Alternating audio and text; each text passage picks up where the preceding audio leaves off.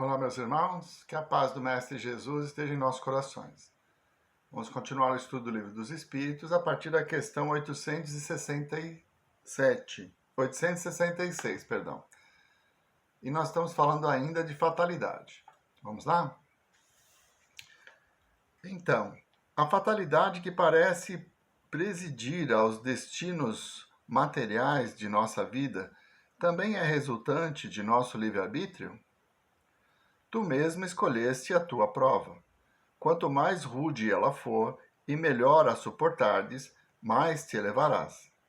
Os que passam a vida na abundância e na felicidade humana são espíritos de ânimo fraco, que permanecem estacionários. Assim, o número de infortunados é muito maior do que o dos felizes deste mundo, considerando-se que os espíritos, na sua maioria, procuram as provas que lhes sejam mais proveitosas. Eles veem muito bem a futilidade das vossas grandezas e prazeres. Aliás, a vida mais venturosa é sempre agitada, sempre atormentada, mesmo na ausência da dor. Então, o livre-arbítrio ele vai interferir diretamente no nosso futuro, mas também nos permite acelerar ou abreviar a nossa evolução. Então, quando reencarnamos, nós escolhemos as provas que são necessárias para a nossa evolução nesse momento, de acordo com as nossas potencialidades, com os nossos conhecimentos. Chegamos aqui, esquecemos do passado. Na puberdade, recobramos a nossa personalidade e vamos vivenciar as experiências. Diante das provas, das expiações que a misericórdia de Deus nos oferece, nós tomamos decisões. Aprendemos com a dor a não errar de novo, ou nos revoltamos com ela e aumentamos as nossas dívidas. É como pegar dinheiro de um agiota para pagar o outro. Nós vamos estar sempre devendo. As dores da vida, as expiações, elas são oportunidades de resgate dos erros do passado. Então, através delas, nós podemos aprender as lições e evoluir. Mas o livre-arbítrio vai determinar qual a velocidade dessa evolução. Talvez, diante da prova, nessa existência, nós não consigamos vencer a nós mesmos, mantendo o mesmo orgulho, a mesma vaidade, o egoísmo que nos condenou a passar por essa prova. Então, ficaremos estacionários. Mas uma nova oportunidade virá, porque Deus, na sua infinita misericórdia, jamais vai desistir de nós. Virão novas chances até que decidamos, pela nossa vontade, pelo nosso próprio esforço, vencer a nós mesmos e nos tornarmos pessoas melhores. 867. De onde vem a expressão nascer sob uma boa estrela? Antiga superstição, segundo a qual as estrelas estariam ligadas ao destino de cada homem.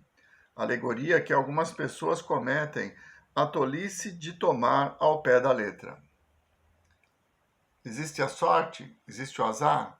Então, aquele que nasceu com uma boa estrela é aquele que as coisas dão tudo certo, que tudo que ele deseja ele alcança.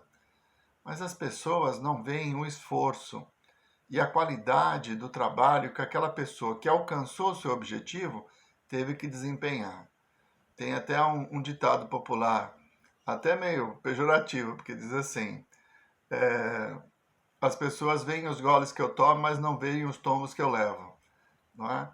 Então, nós vamos vencendo a nós mesmos, evoluindo e tendo, pela misericórdia do Pai, novas oportunidades.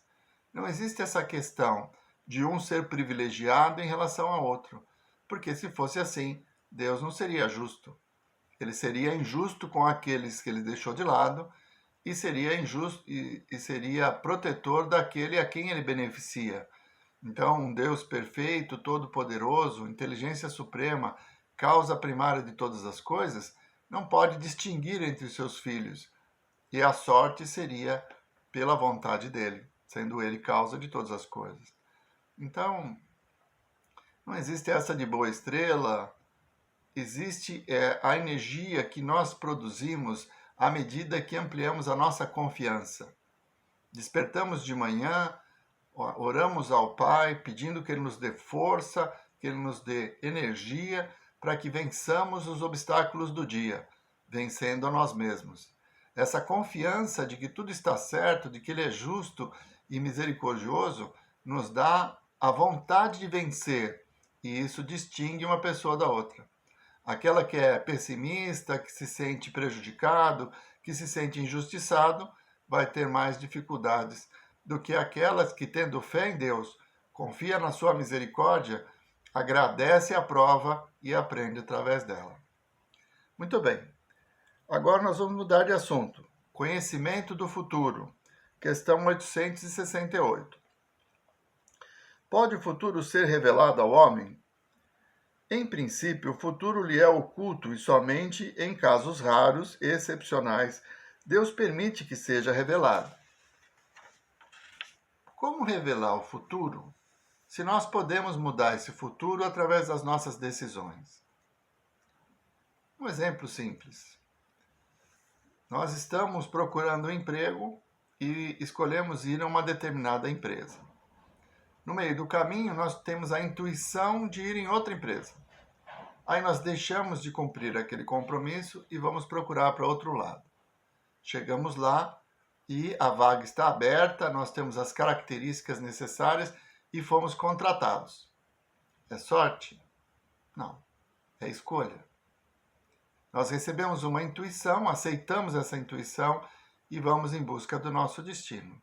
Então, não dá para prever o futuro, porque podemos decidir diferente.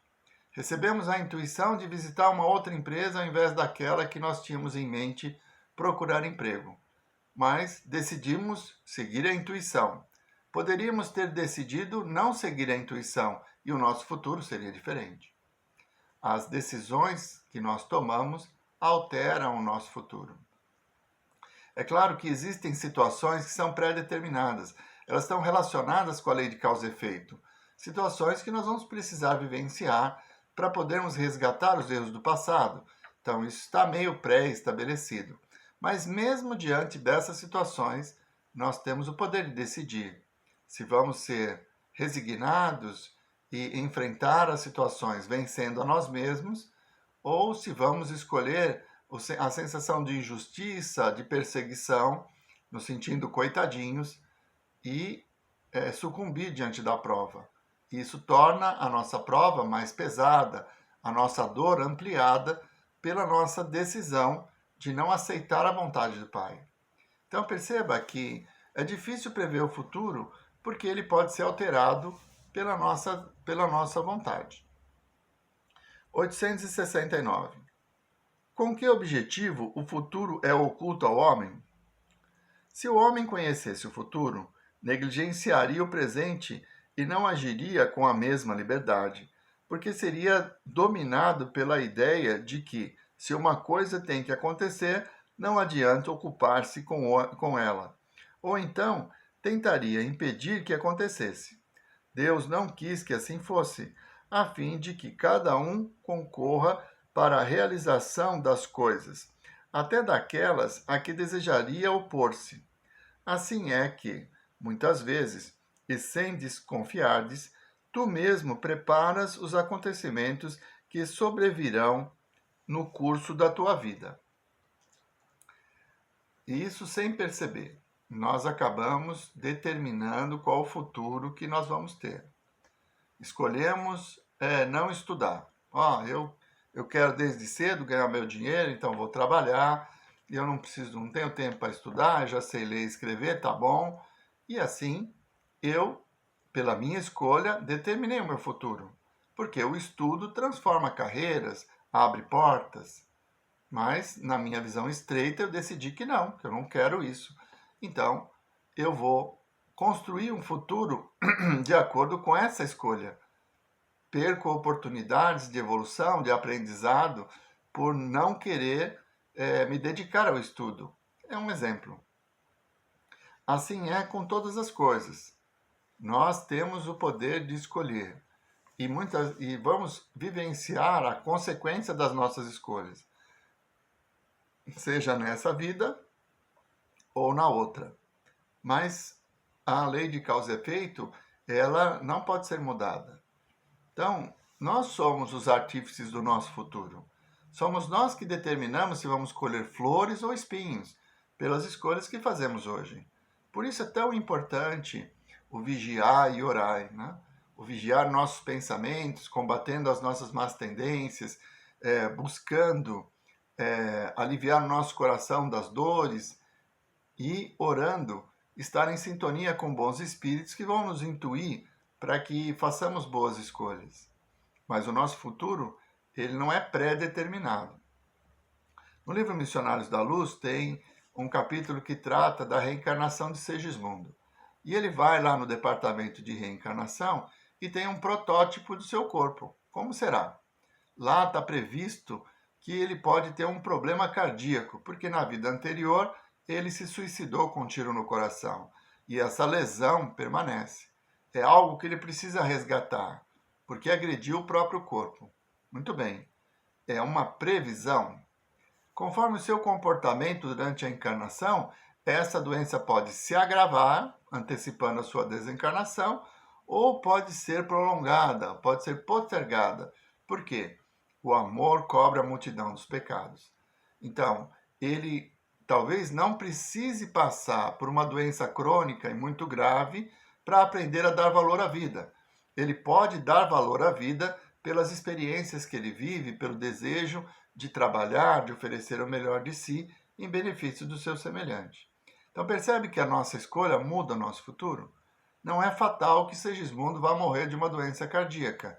É uma possibilidade, mas que está vinculada ao seu livre-arbítrio, às escolhas que ele fizer. Deus não vai impor um remédio para nós, que seja uma prova, uma situação de dor, se ela não for útil para a nossa evolução. Se nós já aprendemos a lição, não precisaremos passar pela prova. 870.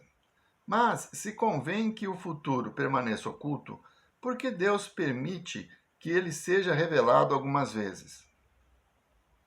Ele o permite quando esse conhecimento prévio deve facilitar a execução de alguma coisa, ao invés de dificultá-la, obrigando o homem a agir de modo diverso do que faria, caso não tivesse esse conhecimento.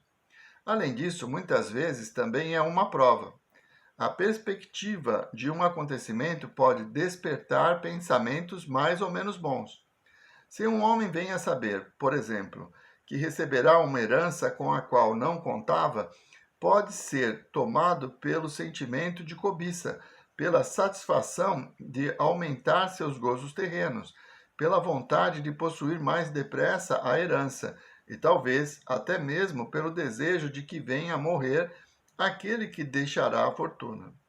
Ou então, essa perspectiva despertará nele bons sentimentos e ideias generosas.